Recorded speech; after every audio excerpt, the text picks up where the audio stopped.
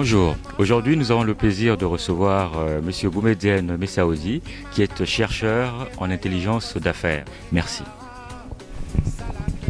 Bonjour Boumedienne. Bonjour. Comment ça va? Très très bien. Écoute, bienvenue à l'émission. Merci. Donc on va parler intelligence d'affaires. Est-ce que tu peux nous parler un peu de ton parcours? Oui, avec plaisir. Moi, j'étais étudiant à l'université algérienne.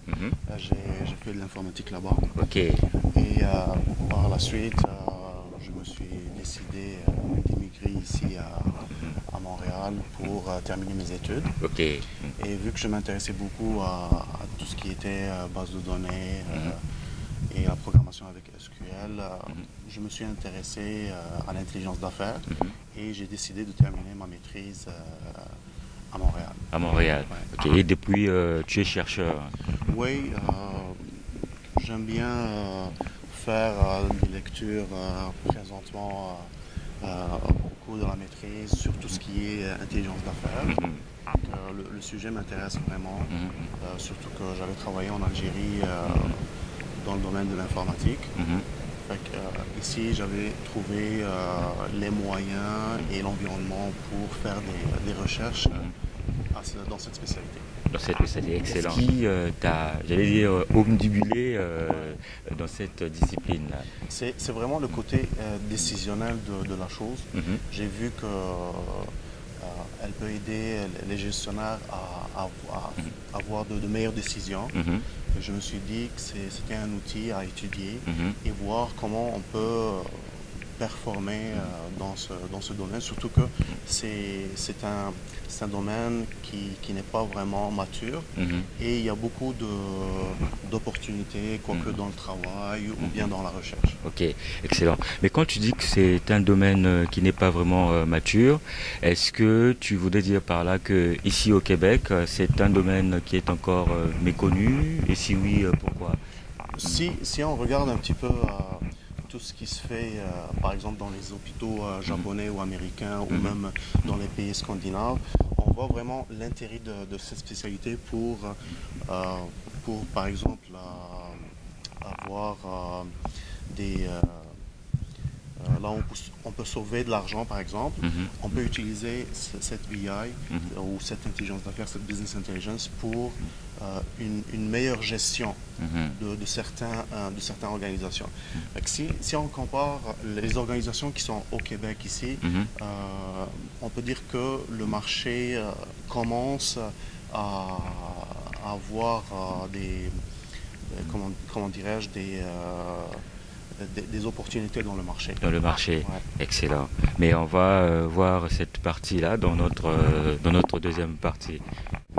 C'est vraiment excellent, c'est un domaine qui doit... Est-ce que tu pourrais nous dire un peu comment ça fonctionne, l'intelligence d'affaires? Je vais essayer d'être simple en donnant un exemple. Par exemple, un gestionnaire ou quelqu'un qui travaille dans la gestion d'une organisation, que ce soit une petite entreprise, une moyenne, une grande entreprise, il va avoir besoin de prendre des décisions.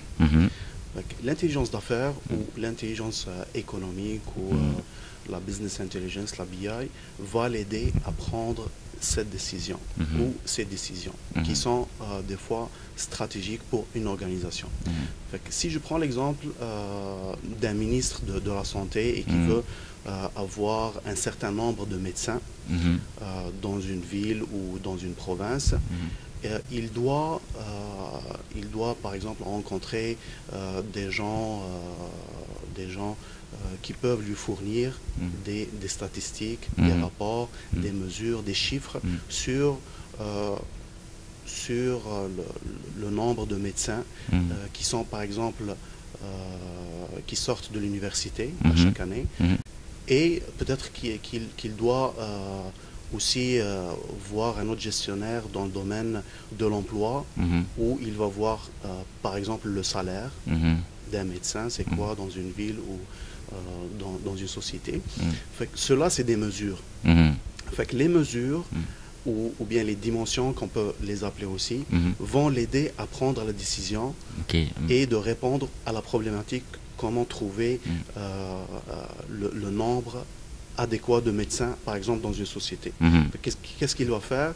Il va avoir besoin d'une base de données avec des dimensions, avec les mesures. Par exemple, le salaire d'un médecin, le nombre de médecins qui sortent de l'université, l'imposition du médecin dans le revenu par rapport au revenu des autres professions. Et là, il va pouvoir décider de la stratégie, comment résoudre ce problème.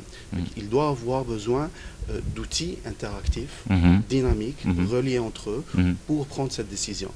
Et là, l'intelligence d'affaires va aider ce processus décisionnel qui est parfois complexe dans cet exemple, par exemple, ou bien dans un simple exemple où une petite organisation qui a besoin d'utiliser juste un fichier Excel pour prendre la décision.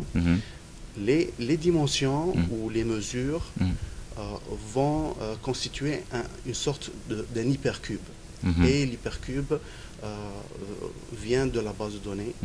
Et cette information qui se trouve dans le cube, avec une certaine analyse, avec un certain reporting, le fait de faire des rapports, tout ça, c'est la BI. À travers cet exemple du ministre ou du gestionnaire, on peut dire que l'intelligence d'affaires, c'est un processus décisionnel qui va me permettre de prendre les meilleures décisions au moment opportun. Ok. Tantôt tu parlais de l'hypercube, parce que c'est très savant. C'est pas vraiment, c'est pas vraiment quelque chose qui est compliqué à comprendre, mais à travers l'exemple que j'avais donné, les mesures, bien les dimensions vont former un certain tableau. Et ce tableau, on va l'appeler un cube. Un cube, ok. Et dans le domaine de l'intelligence d'affaires, on utilise le mot souvent multidimensionnel pour dire que c'est pas juste un tableau avec deux dimensions, c'est plusieurs dimensions. Plus que deux dimensions. Et on aura besoin d'une machine qu'on appelle dans le domaine un OLAP. Et l'OLAP, il va permettre de faire des coupes dans le cube pour choisir, par exemple, si je veux la mesure de la région avec un certain calcul. Et à travers les dimensions de cet hypercube et du traitement que fait l'OLAP sur cet hypercube, on va pouvoir donner au gestionnaire, comme dans l'exemple du ministre, l'information qu'il faut. L'information qu'il faut pour prendre la meilleure décision.